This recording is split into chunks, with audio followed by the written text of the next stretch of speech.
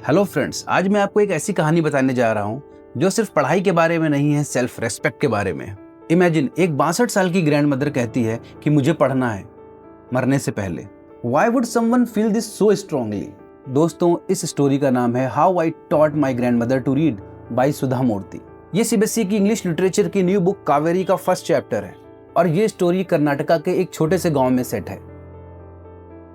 और इस स्टोरी को लिखा है अ वेरी वर्सेटाइल राइटर सुधा मूर्ति। सुधा मूर्ति अपनी सिंपल स्टोरीज के थ्रू लाइफ के बड़े लेसन सिखा जाती है। इनकी स्टोरीज रियल लाइफ इमोशंस को डायरेक्टली टच करती हैं। सुधा मूर्ति की ये स्टोरी हमको बताती है कि सीखने की कोई एज नहीं होती है। सुधा मूर्ति को बचपन से ही पढ़ना बहुत पसंद था, स्पेशली एक कन्नड़ स्टोरी जिसका नाम था काशी यात्री।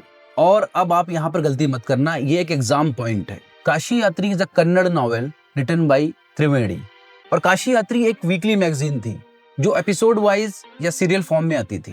इसका मतलब स्टोरी का थोड़ा थोड़ा पार्ट हर वीक आता था, पूरी स्टोरी नहीं आती थी। इसलिए रीडर्स के लिए क्यूरियोसिटी बनी रहती थी। और इसी स्टोरी काशी यात्री में एक ओल्ड वुमेन है जो काशी जाना चाहती थी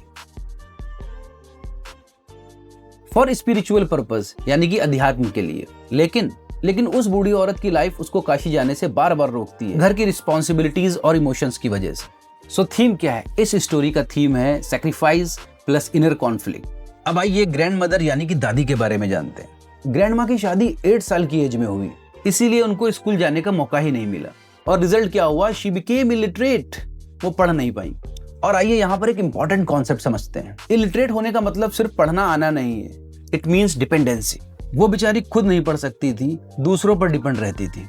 इसीलिए हर हफ्ते दादी जी की ग्रैंड डॉटर सुधा मूर्ति, जो इस चैप्टर की राइटर भी हैं, वो उनको काशी यात्री पढ़कर सुनाती थी। और धीरे धीरे दादी माँ इस नॉवेल यानी कि इस कहानी में पूरी तरह इमोशनली इन्वॉल्व हो जाती है। और अब स्टोरी इंटरेस्टिंग होने लगती है। सुधा को बाहर एक शादी में जाना पड़ता है, वो भी पूरे 1 हफ्ते के लिए। अब सोचो, मैगजीन का नेक्स्ट पार्ट आ चुका है, दादी माँ पढ़ नहीं सकती। दादी जी के अंदर क्यूरियोसिटी और हेल्पलेसनेस कितनी ज्यादा मौजूद हो चुकी होगी। This is the most important moment.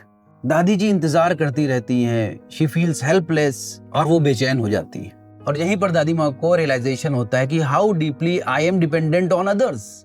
खैर, वक्त गुजर जाता है, अब सुधा घर वापस आ जाती है। लेकिन दादी माँ उसको मैगजीन पढ़ने के लिए नहीं बोलती, वो उससे कुछ स्पेशल कहती है। वो सुधा से कहती हैं, मैं पढ़ना सीखूंगी मरने से पहले। अब ध्यान दो, ये सिर्फ विश नहीं है, this is a decision, and a decision plus action is equal to change. यानी कि जब हम डिसीजन के साथ में कोई एक्शन लेते हैं तो हमारी लाइफ में कोई बदलाव आता है। ऐसा ही दादी माँ के साथ में हुआ। And now this is the most inspiring part of this story. दादी सुधा को अपना टीचर बना लेती, डेली प्रैक्टिस शुरू करती हैं, पहले alphabets, then words and then sentences. Grand mother की इतनी एज हो जाने के बावजूद भी वो डिसिप्लिन में ही रहती है, नो एक्सक्यूजेस। अब आता है दशहरा का दिन, a festival of victory of good over evil.